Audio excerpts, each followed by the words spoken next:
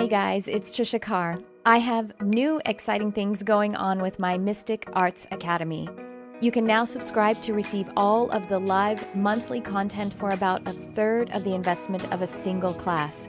Included are at least one downloadable guided meditation per month, 2 live events ranging from classes, channeled messages, group readings, intuitive development guidance, Q&A sessions, and tons of community. You'll also have access to a private Facebook community for fellowship and support, and this space is kept super sacred and high vibrational. Your subscription gives you access to the whole library of classes and live events, which are on a vast array of topics. All events are offered online by Zoom video call, and many are also offered live in person at my studio here in Los Angeles.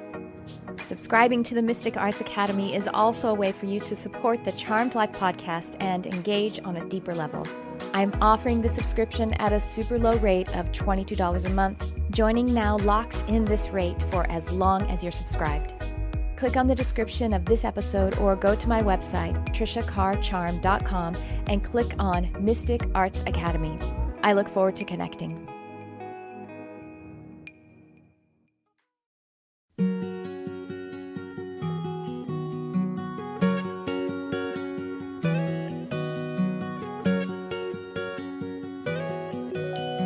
Welcome to Charmed Life, a multimedia podcast discussing spirituality, magic, and the unconditional love of the universe. Thanks for tuning in. And I am your host, Tricia Carr. Welcome to this episode of Charmed Life. I think we're in about the 160 range of these episodes, these full-length episodes. Now, if it is your first time joining, welcome. Thank you so much. You can catch this on any podcast outlet, and it is also multimedia, meaning that we also do a video of this podcast. So you can check it out on YouTube, youtube.com/Tricia Carr, or on my broadcast window on my website, triciacarcharm.com. You can catch it live. We live stream these every Sunday at 12 p.m. Pacific. And so this is the full-length episode we do once a week on Sundays, and I do mini episodes in between where I'm teaching on different topics. At this time of the recording of this particular episode, I am in a series for mini episodes, the metaphysics of the Bible, and it's really fun. I've been wondering if it's going to be controversial from either side of, the perspectives, people who are maybe evangelical Christian or some other kind of traditional perspective, or people who are metaphysically minded and are like, why are you using that book? But it's only been exciting and people alchemizing all of it. But, I think whatever does happen with this series is really exciting. And if it kicks stuff up in us, then that just means it's an invitation for healing. So just to let you guys know that that's going on and to check that out as well. And I would love if you would like, subscribe, share, comment. And with that said, I'm really excited to welcome on my special guest. She is a transformational leader, celebrity coach, law of attraction expert, and channel of a group of ascended masters called the Quantum Council of Light. So welcome to Charmed Life, Christy Whitman. Thank you so much, Tricia. I'm so happy to be here with you. Oh my gosh, I got chills just like getting into the energy of it. I would love for you to open up the discussion and just tell everyone, I don't know, your path, your journey, and all of the exciting work that you're doing. Let us get into it. Okay, so I was raised in a very middle class, home. My dad really provided well for my mom and my sister and I, and but it was never enough because we were trained that way. We were very, very steeped in a lack mindset where nothing my dad did, nothing we did, nothing was ever enough. We never felt good enough. And so I was raised where if you want to be happy, you need to go to college to get a degree, find a guy, have the body, have the money in the bank, all that, and then you'll be happy. So at 26 years old, I found myself with all those things. I was engaged, lived in Chicago with my best friend, had my cute little ideal body, had money in the bank, this great career. And I felt so dissatisfied. I felt so empty. And I felt this like hunger, this thirst for something more. And I was raised Catholic, not that there's anything wrong with that, but for me, it was a very big disconnect. And I felt like instead of this God person being outside of myself It's like, and I felt like I couldn't access him because I did too many bad things, right? It's like the carrot. If you're a good girl, I felt like, oh, well, I might as well be a bad girl because I've done so many bad things that, that I'm not going to go to heaven. So I was feeling this just confusion of where I was, where I stand in it. How do I become happy? And obviously with that deep asking, it led me to moving to California, and I met a meditation teacher. And she said something to me. Now, this is like 22, 23 years ago. She said something to me that I'd never heard before, yet rocked me to my core. I knew to be true. And it wasn't around the time of the internet. So it's not like you could find this information on podcasts and stuff like that. She said to me, you create your own reality. And I went, true. Yeah, like, yes. Yeah. It was like, I just knew that. And she said, and you're either repelling things from you or attracting things to you by the way you think. And I went, oh, wow. And I had never even had a thought about what do I think. It was just an automatic, that level of consciousness where it's like the thoughts I think are the reality they're true. No way to question them. Are they right or wrong or positive or negative or any of that? So I started paying attention to my thoughts, and I could not believe how negative I was, how critical, how judgmental, not only just about myself, but I felt like I was in a boxing ring with God, with other people, with traffic, where everything was just very negative. And so I started to become more mindful about what I was focusing on. And as I did that, and I started really developing a meditative practice, knowing myself to be more than just this physical person, but actually allowing myself to feel that there's more to myself, things started magically, happening in my life. And so I remember 5 years in, I had met and married this really wonderful guy because I'd always attracted bad boys. So I was with this really nice guy. I had absolutely no debt. I had money in the bank. I had a great career.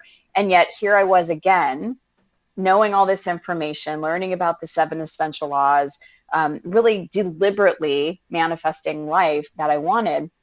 And I was still having issues with focusing on what the problems were in my life or focusing on what wasn't enough.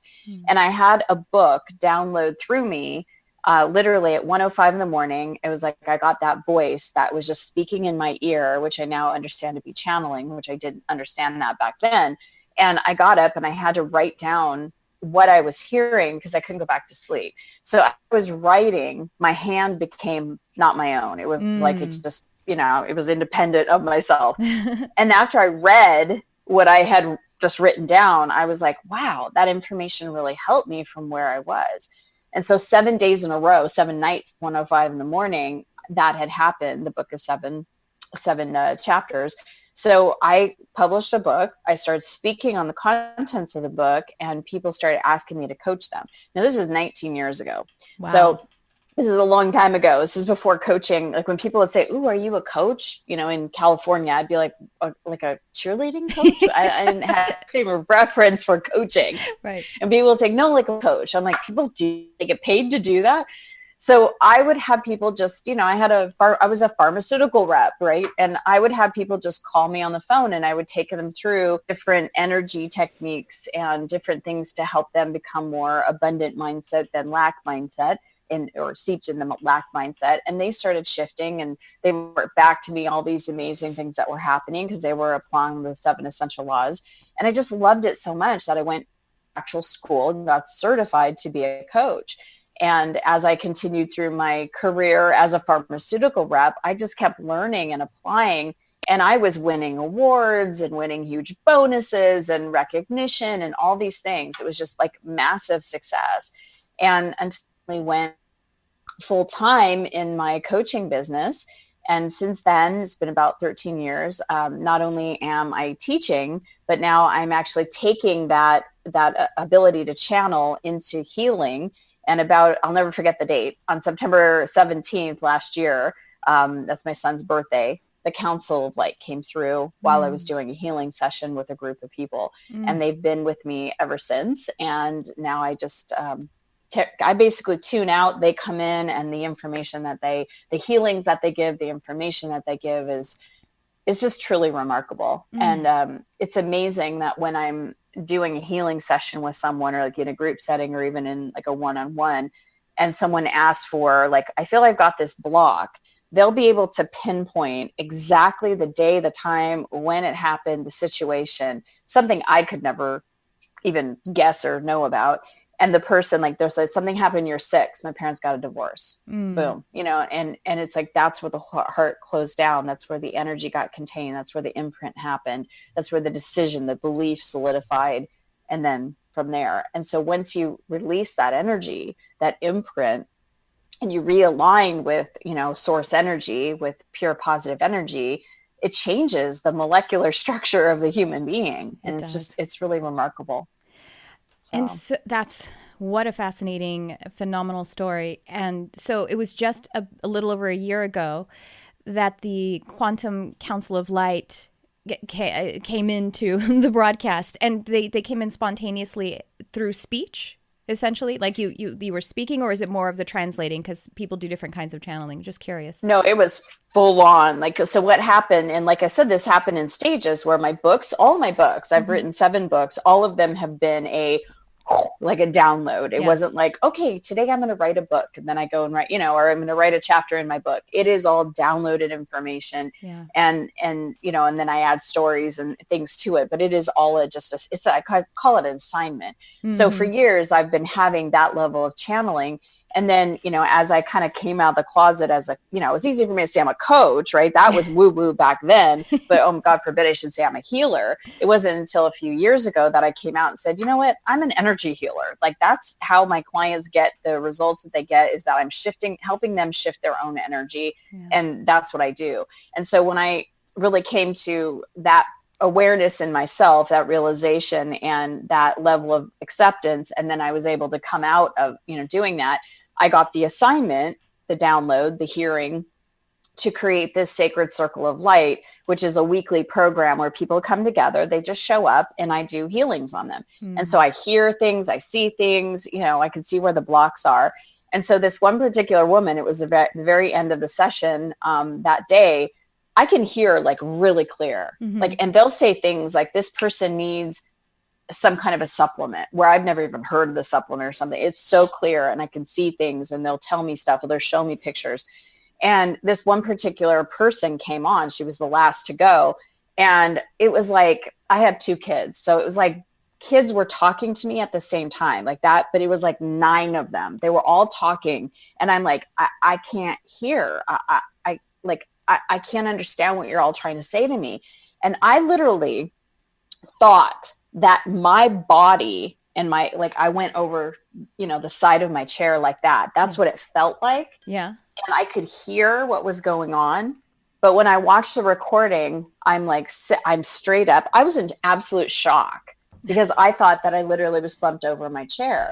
And then they left, and I came back in, and I was crying, and the women on the call were crying. We're all like, oh my God, that was fantastic.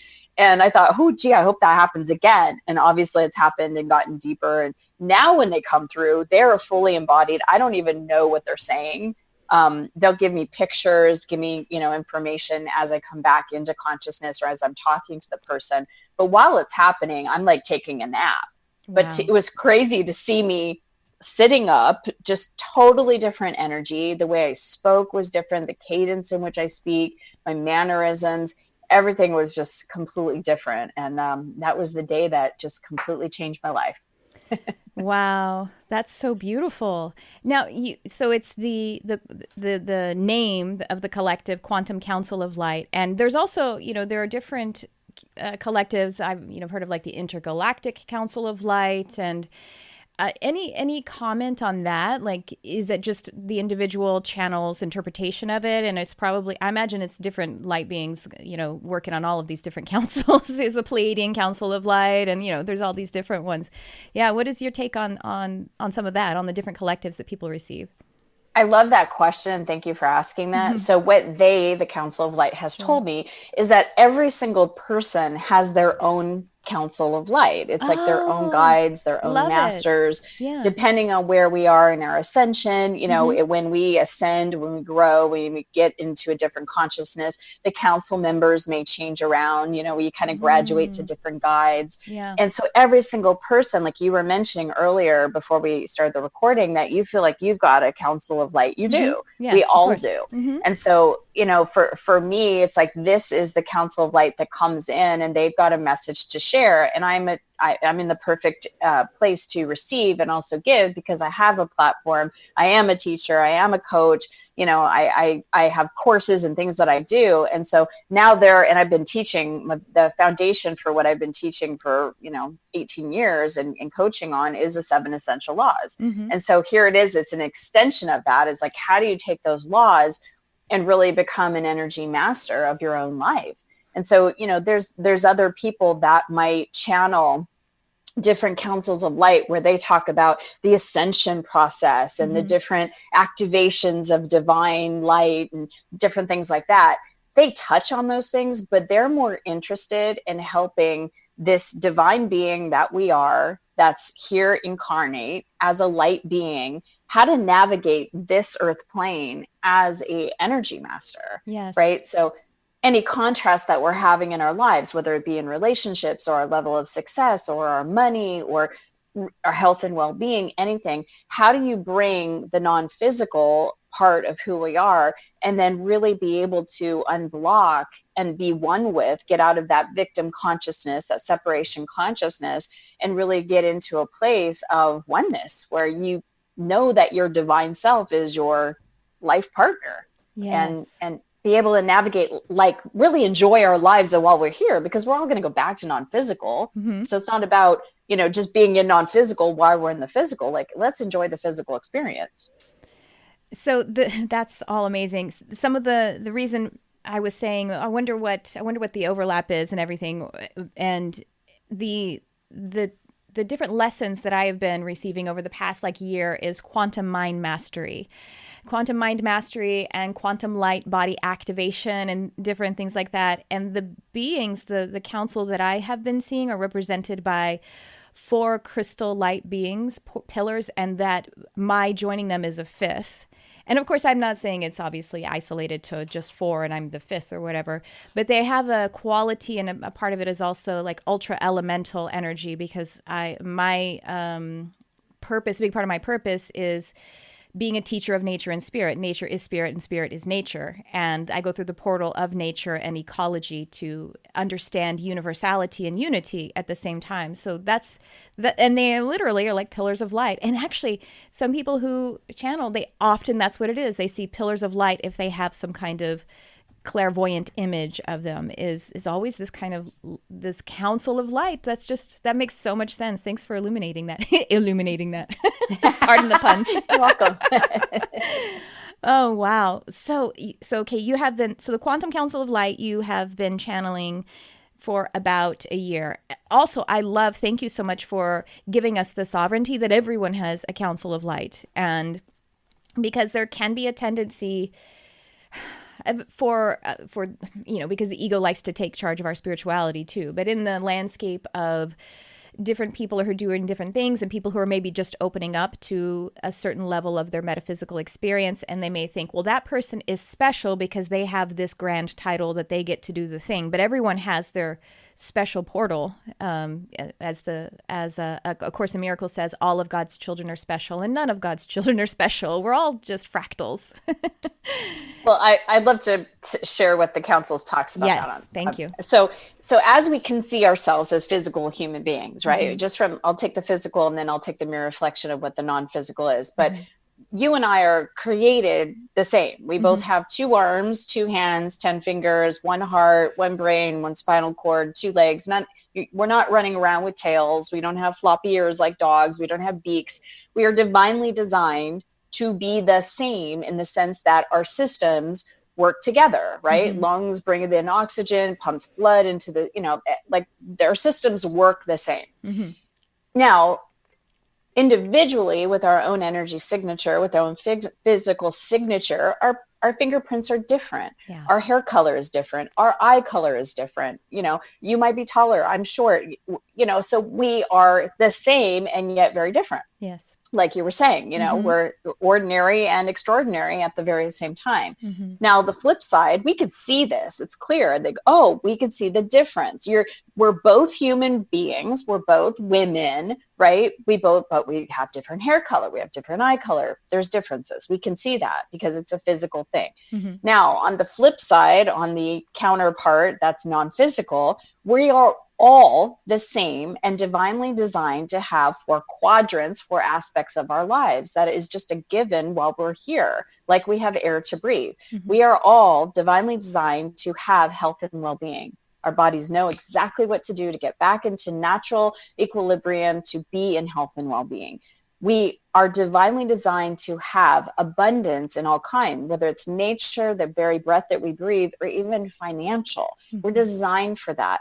We're designed to be a conduit, a channel for creativity, but creative self-expression that's unique to each one of us based on our own upbringing and preferences and things that we're passionate about and all those things, but to come through us and create success.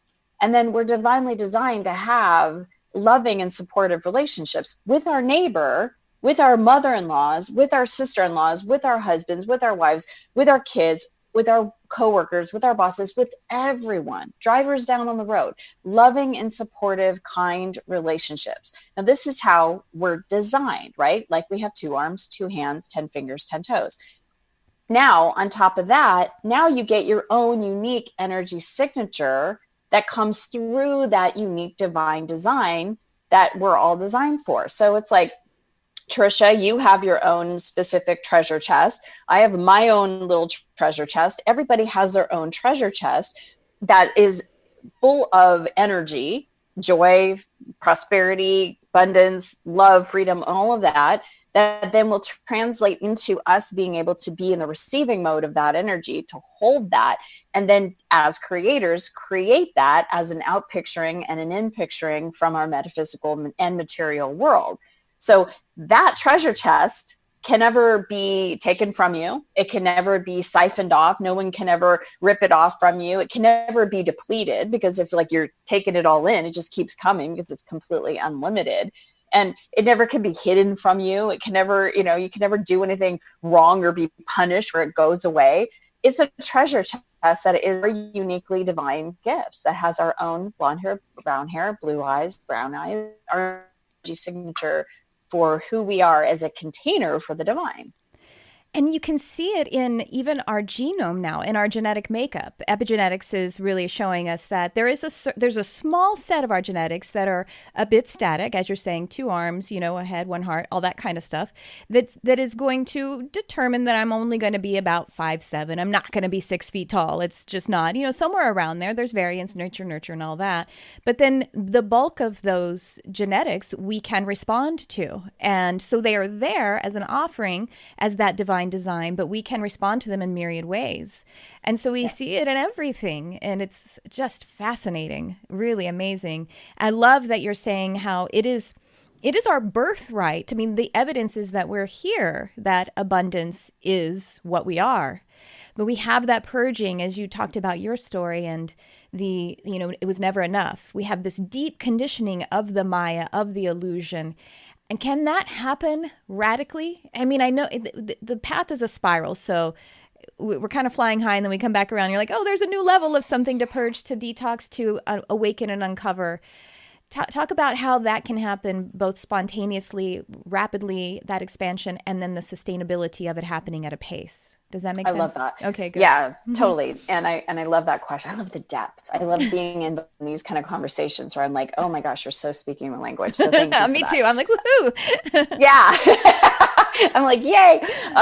So yes, it's both and, right? Mm-hmm. Law of polarity exists on this physical plane. So it is potential, it is probability that we could have that awakening. And that's what I love about what the council does with people, is that they find those places at the core of where they imprinted, because we came in, this complete sponge. Obviously, we're getting imprinted and we were picking up energy. We're energy receivers. We are picking that up inside our mother's womb, so we're affected by that. As a soul, we went, okay, that looks like love. I've got some things to learn about there. If I remember who I am as a light being in that scenario, that's going to be fun, right? So we're being programmed as we're even being formed. But it's those places where maybe we're a 2-year-old or a 4-year-old or a 6-year-old, doesn't matter the age, is to be able to know that that's where we went, like we closed down in separation and started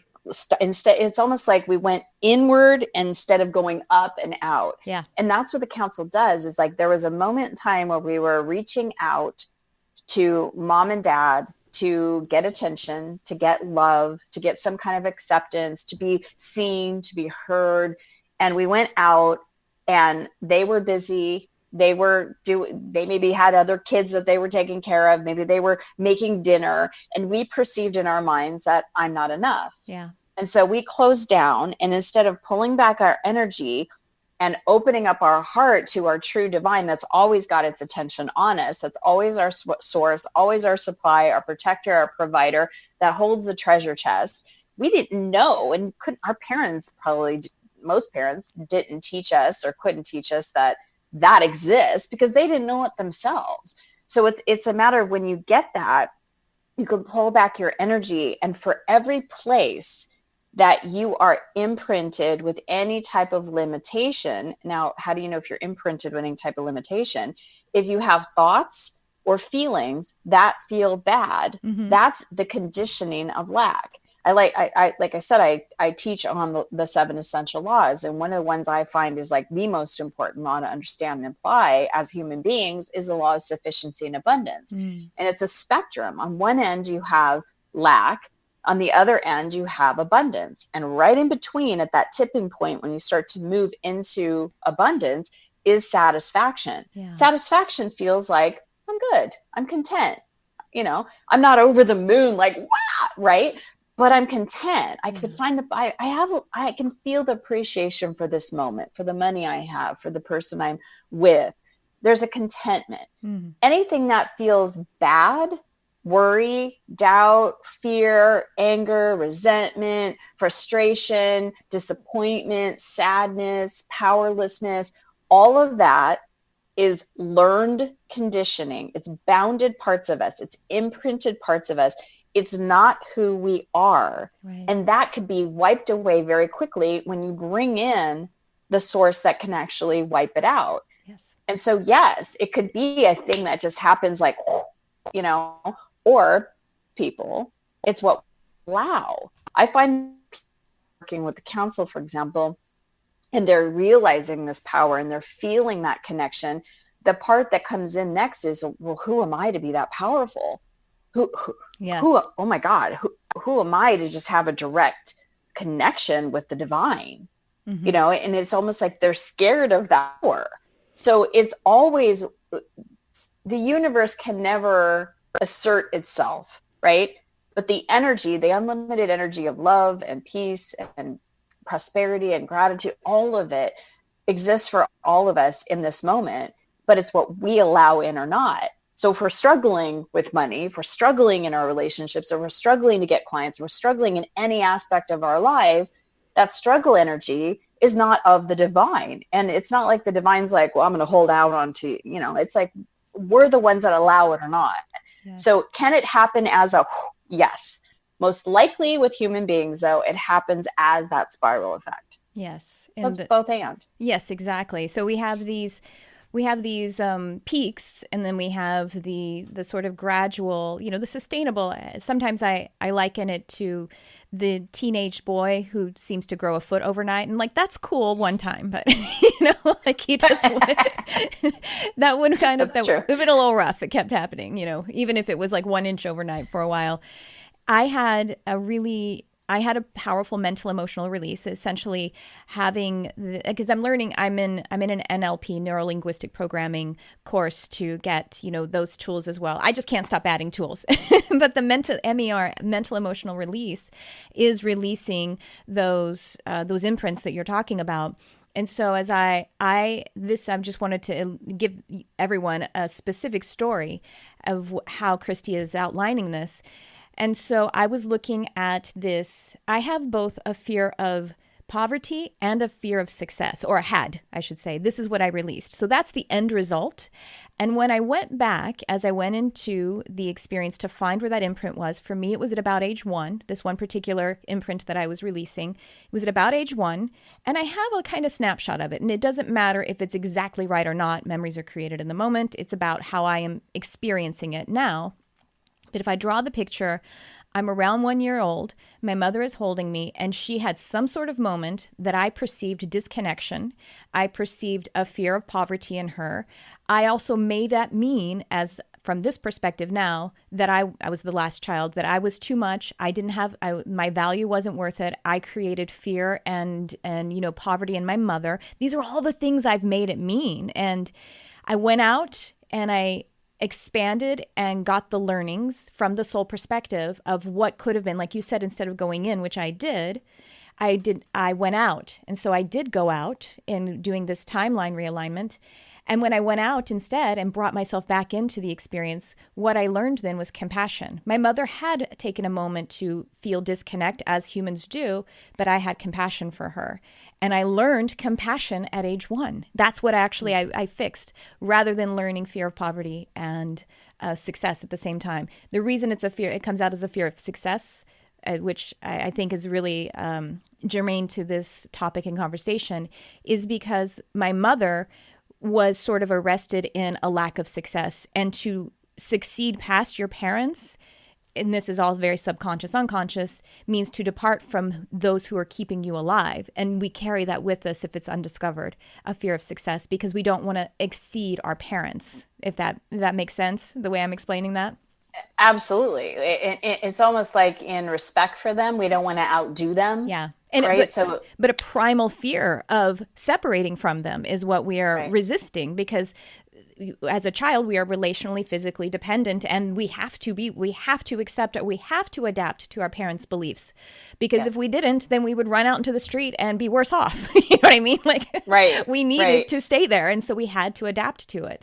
And we don't have the mental capacity of being underdeveloped mentally, so we have to do that. And then we spend the rest of our life undoing it, right? But it's fun. It's a game, right? It's just a game. Yes. Mm-hmm. Well, so you brought up an idea and a story and an example of kind of like some of the negative beliefs, right? Mm-hmm, and even with success, that we've got to limit our success. This also happens with positive emotions. Yeah. So, for example, you're going along, you're feeling good, you're feeling excited about something, someone does something, says something, you get some kind of news, and then you think it's not safe to have those positive emotions. I'll give you an example from my life. I was about 6 years old, and I was at a day camp as out of school in the summer, and I had never seen a horse before. And my parents weren't horse people or whatever. And at this day camp, they brought this big, beautiful horse, and we could ride it. And I, as such an animal person, I love dogs. And I saw this horse, and I even think about this moment, and I was like, oh, I was so excited. I felt like I was going to come out of my own skin. Oh, yeah. And when they said that we could ride the horse, I was like, oh my God, I could get on top of it. And so I remember, so they put us there, no saddle, but they put 3 little girls. I was the one on the back, and that's going to let the horse ride us around. Right. Uh-huh. Well, a dog came, scared the horse. The horse bucked up. And so the horse dropped me, boom, little girl, big horse, all the way down to the ground. And then the 2 little girls landed on me. Oh. I got up. They were winded. I couldn't breathe. I wasn't only winded. I was like, I thought I was going to die, literally. And I had nobody there, like my parents or anybody that really cared about me to comfort me or to say, it's okay, just breathe. I was literally there thinking, this is it, I'm dead. And I finally caught my breath, right? So what that taught me, and I could see that play out throughout my life, I would get to a certain point of something and get super excited that something was manifesting, or that I was creating something, or that I was about to accomplish something. And I would get so excited. And that natural instinct that if you have that much excitement, you're going to die, would kick in, and I would block my excitement. Yeah. People do this with joy, with happiness, with feeling good, with abundance, with prosperity, with freedom, with excitement, all of the good emotions. So it's not even just the negative emotions, it's the positive ones, just to protect ourselves.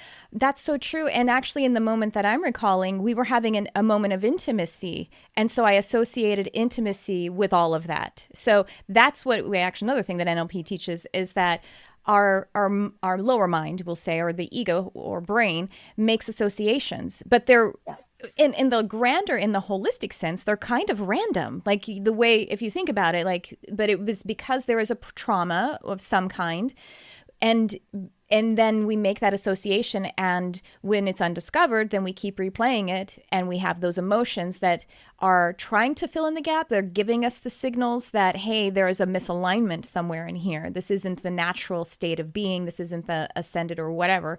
Then, calling us back to release the pattern. And so again, back to my question of can it happen spontaneously or does it happen gradually? Well, that is such a big thing that you were playing out this pattern over and over. So in a way that seemed huge, but then I'm sure when you released it, you're like, oh my gosh, it's so simple. If you get into it and you're like, it's so easy. There was so much pain that came from that association, and the releasing of it is actually really easy. Yes. And as a 6-year-old, like you said, it's like apples and bananas equals pineapples. You're just trying to find whatever association makes sense, so you can make sense of this world that you are just trying to figure out, right? So it's like none of it makes sense, but it's like it's what we that's true. Yeah. Like I was saying, when I first started listening to my thoughts, I never questioned them. I thought that my thought is telling me this, so it must be true, right? But when you start questioning that thought, is that real? Is that true? Is that, because you get to a different level of awareness and understanding and knowledge. So now that I had that awareness, I was like, that doesn't even make sense. Yeah. Then I was able to unimprint it, whatever, disimprint it, decrystallize it, however you want to say that. I was able to let it go, iron it and out. let that association. So now, I get excited all the time, and I feel like, woo, I'm more alive than I've ever been when I get even more excited. So as aware as I am now, I can be that, future self to that little one and say, that's not the way of it, right? You're safe. This was an isolated incident, all is well, and break up that energy imprint so that you could be free, whether it's with prosperity or success or abundance or joy or whatever the emotion is. And the emotion, the feelings, or the state that we have that are those, we'll identify as those bad feelings or negative emotions, that is just a symptom. It's not the actual thing. Like you're saying, the thoughts aren't real, or they're not the truth, and the state isn't real. But that's also another misassociation, I guess we could call it, that we start when we're children. It's all between the ages of 0 to 8, and then a little bit more of stuff that has to do with the outside world and relationships from 8 to 14. That's when it all really happens. And we set up these just patterns, because the main thing that the survival mechanism or ego, its most important task is to maintain homeostasis, because it says we are still alive because of how we have survived so far, and that's all it can know. And so that's what we're actually, I guess what's coming to mind now is that phrase that courage isn't not being afraid, it's feeling the fear and doing it anyway. And that's when you can move through the homeostasis and that really strong pull to stay the same and to just do it anyway. It's a kind of faith living, or it's a timeless present living rather than living in a past of patterns. Well, yes, totally agree. And like what the council will share is that there's so many people that live from their imprints and live from their pain body, because if you haven't processed or understand that, right, and you're just, it's like going up to someone that has just had, 5-degree burns all over their body and then touching them, they're going to be like, right? Yeah. That's what it is for a lot of people that haven't processed those emotional imprints. And so they're reacting and responding from a very pain body instead of who they are as a light being, as a light body. And so emotions are one of those things that we need to become energy masters of, because our spectrum of emotions are gifts, really. They teach us where are we on the scale of abundance or lack, right? If we're feeling negative emotions, as a kind of like a pattern, like if we're constantly worrying. Mm-hmm. No, I have a lineage of my mother and her mother and her mother, constant worriers. Yeah. If there's breath to worry about, they're going to worry about it. So that for me, I had to really change that imprint, because being in a worry mode all the time didn't feel good. Worry is the absence of faith. Yeah. So I'd rather be in a feel good, abundant state of being in faith that all things are going to work out, instead of worrying that it's not. So worry is an imprint that we learn. Fear, anger. I was also at a set point in my whole life of anger. Mm-hmm. I was that anything could touch me and make me angry. I was angry at everything. And so I had to learn how to release those anger cords and imprints.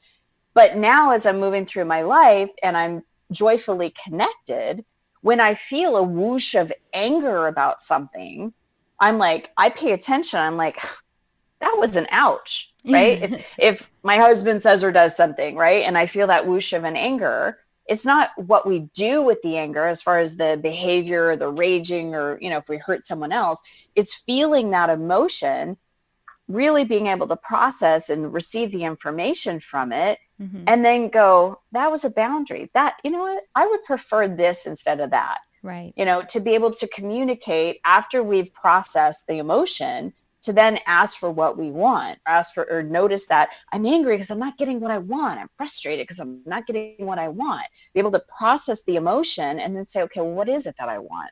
Why am I wanting that? How am I wanting to feel? Knowing that we're not victims, mm-hmm. we can deliberately create what we want, and putting our emotions, that's why learning about the universal laws is so important, getting into the oneness state of what we actually want and the feeling sense of having it.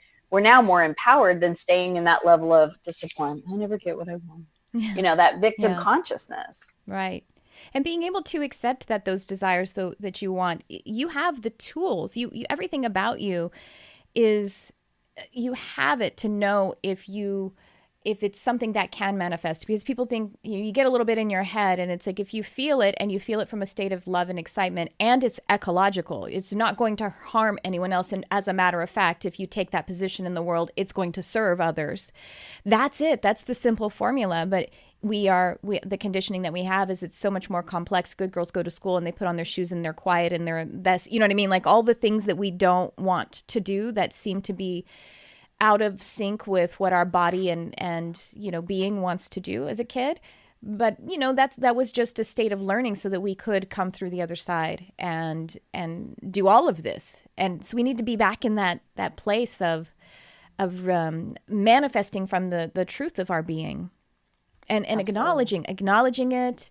And so, okay, so you've been doing, so for a year, you have been channeling the Quantum Council of Light, and they're a part of this. Tell us about that circle again, because I'm sure there are people going like, well, how do I get in on that? So it's called the Sacred Circle of Light. And what it is every single week, they all show up on Zoom, and I bring in the council, and then they start working on their imprints. And it's really amazing, because they always go in like order. That's exact, like boom, boom, boom, and it's like, it's amazing that every single session will be like a theme. Like last week we were talking about support, and one woman started the conversation of how she's not feeling supported, or she feels like she doesn't have the support that she needs. And then it became this big healing on support. And now people are looking out here for people to support them, when first they have to bring in that level of support. Yeah. Once they have that feeling of being supported, then it can be reflected from people here. So it's amazing, the questions that come out, what comes through.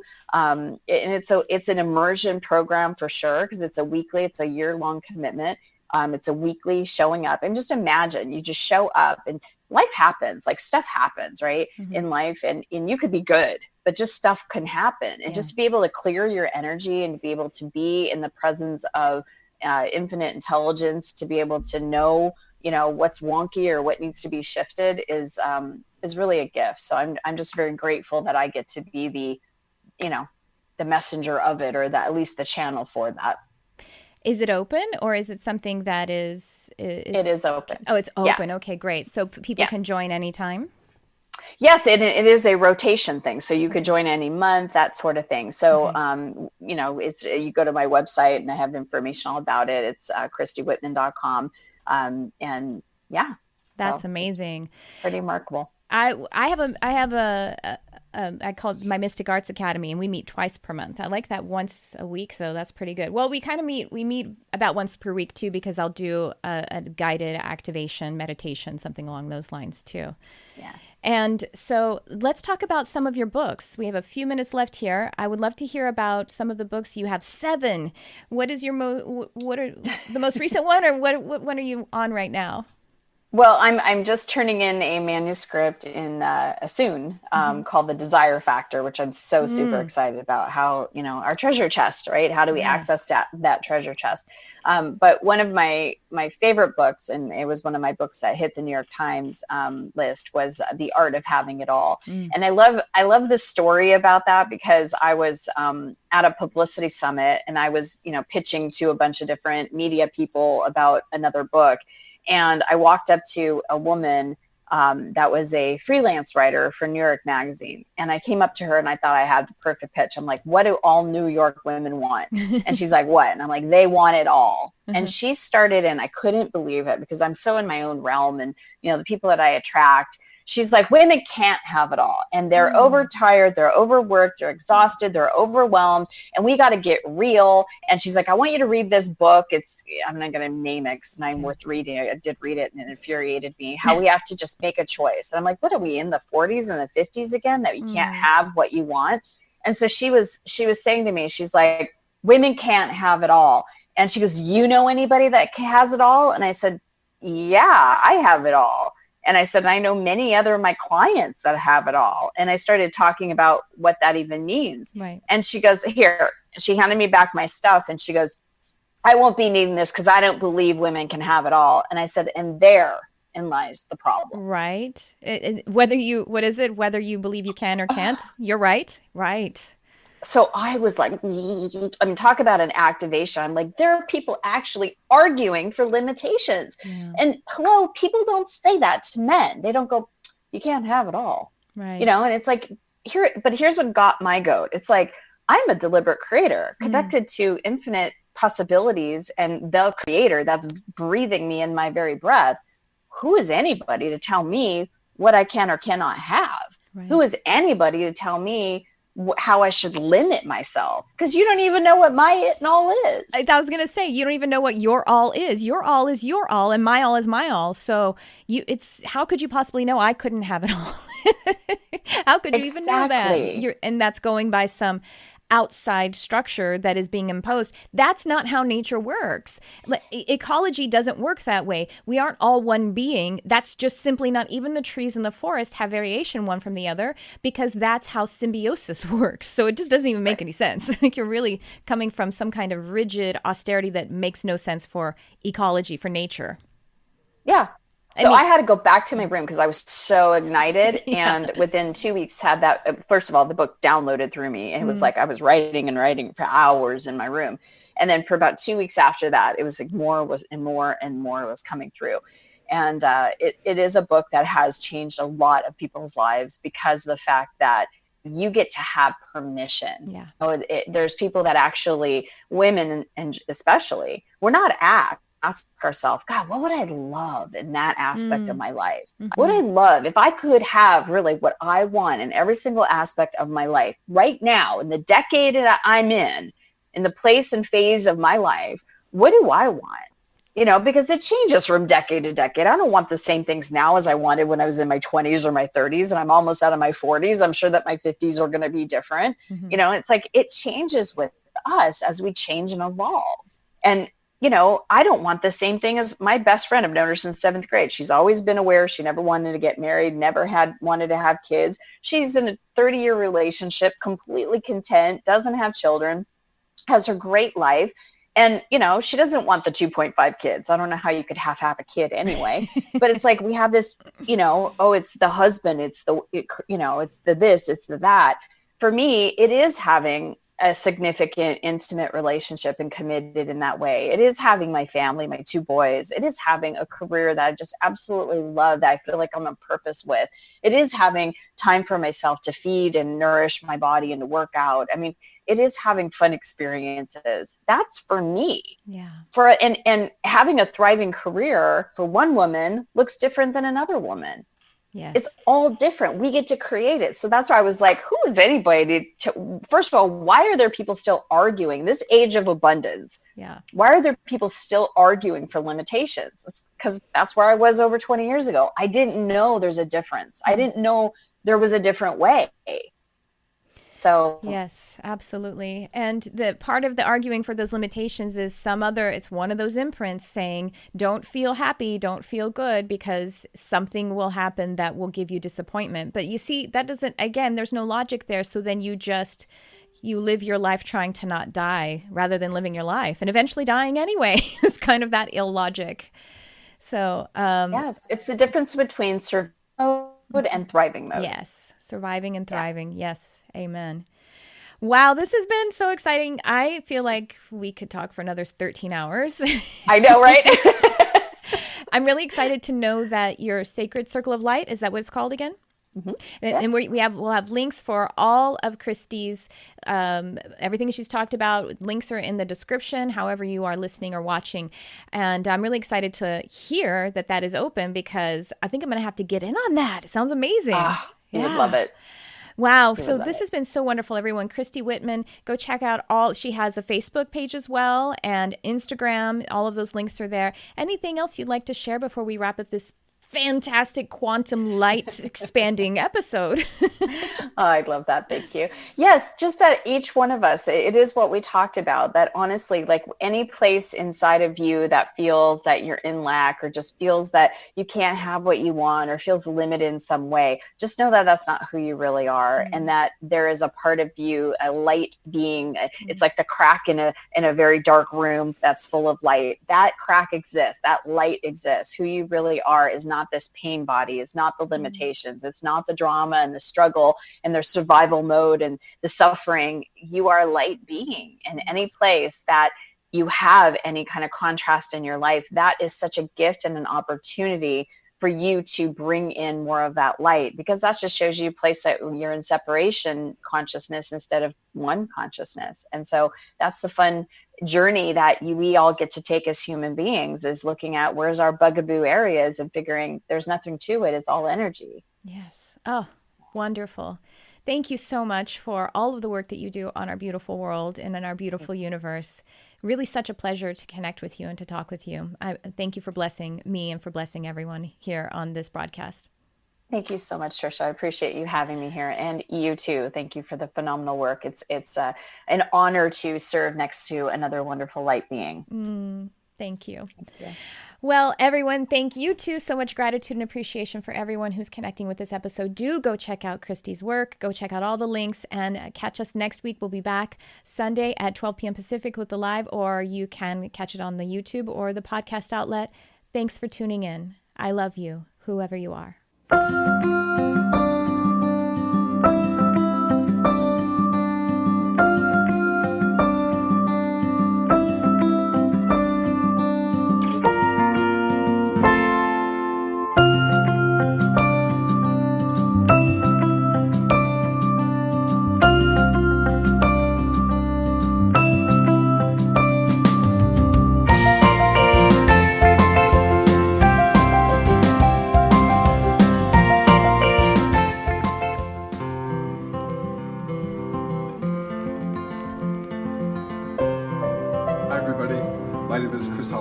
I'm Lisa Robinette, and I wanted to share my experience of the Intuitive Intensive with Crystal Ann Compton and Tricia Carr. The Intuitive Intensive was life-changing. I truly believe that the program is life-changing. Life-changing. There we go, done. Life-changing. I am a intuitive reader, channel, and a psychic development teacher and coach. These are not words that I thought I would be describing myself as at the beginning of 2018. Sitting here as a graduate of the Intuitive Intensive, I can tell you how powerful the teachings are Crystal Ann Compton, the founder of the Lightworkers Lab, and Tricia Carr. Sorry. I do love them so very much, and I am so grateful for the teachings that they have taught me through this course. I knew I had gifts, and I knew that I had some spidey skills here and there, but I didn't really understand what they were, and I didn't really know how to utilize them effectively in my life for my own mind, body, spirit alignment. There are so many things in my life that were not explained. As I got through the materials, more and more things in my life became clear. I've seen the changes that the members that have gone through the first one have made in their lives. I see their gifts expanding from non-believer to maybe I can do this, to practicing and expanding and encompassing who they are. I came into the Intuitive Intensive not even knowing if I had any gifts, spiritual gifts at all. And if I did, if I could even get to them or awaken them. I did not have that faith in myself. There was much more than was presented in the listing of things that we were going to learn. The first part is classes, and I took in information. And seed by seed went into my head, and seed by seed went into my heart, and I started accepting these truths that they teach. They're beautiful, beautiful truths. And once I took the course, it was completely contextualized for me. All my years of spiritual pursuit really became clear in understanding A, what intuition is, how to utilize it to better my relationship with myself, with spirit, and even with others. The group became amazingly cohesive, and a lot of those people I reach out to today, and I made a lot of friends with people of very like interest. It was a really safe space. We were able to do readings and get coaching that was just amazing. At some point, it's time to step out and practice. And I had a lot of fear around that. I had never read for anyone else. I'd never really even read for myself. I shoved my fear aside and volunteered for one of the practice sessions at the start with Tricia Carr, actually doing kind of coaching split screen. I had never done a reading. Wasn't even sure if I could do any of this. I now have a business.